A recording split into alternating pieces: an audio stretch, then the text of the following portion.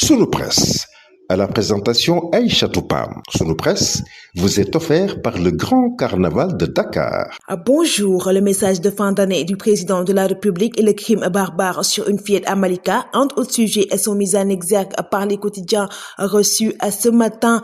Bassirou Diomaye Faye s'engage, titre le quotidien national Le Soleil.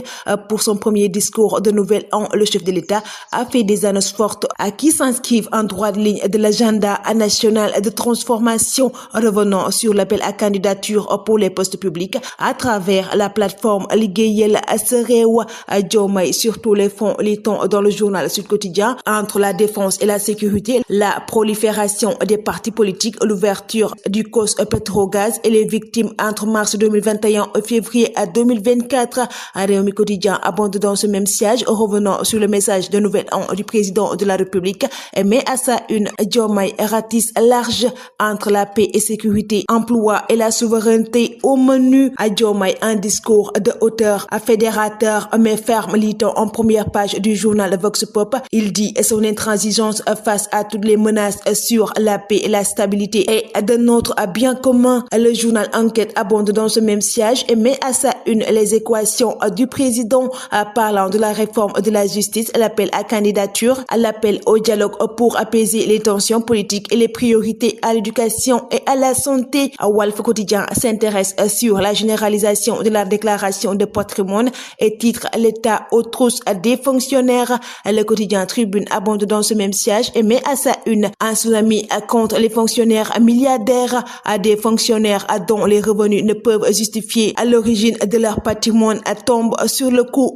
de la loi. Le crime barbare du monstre de Malika, lit-on en première page du journal L'Observateur, revenant sur le récit bouleversant de la folie meurtrière d'un émigré expulsé d'Europe sur une fillette de 12 ans. Le journal revient sur les derniers instants de la gamine entre les mains du voisin prédateur. Une fillette de 12 ans violée, tuée et abandonnée dans une salle de bain, lit-on dans le quotidien Les Échos. Selon le journal, Diary a été longtemps introuvable avant d'être découverte morte par une femme de chambre. Le journal Libération revient également sur cette affaire survenue à Malika, arrêtée par la police à Tivaouane Peulh après une courte cavale. El Hadji Modou Fall, âgé d'une trentaine, avait pris la fuite suite à son ignoble acte. Sa fille avait invité Diary pour passer la nuit dans leur appartement pour une séance de lait due à 31 décembre. Le journal Le Quotidien traite dans ses colonnes de la triste fin d'année pour l'hôtel Espadon de Saly, réduit en cendres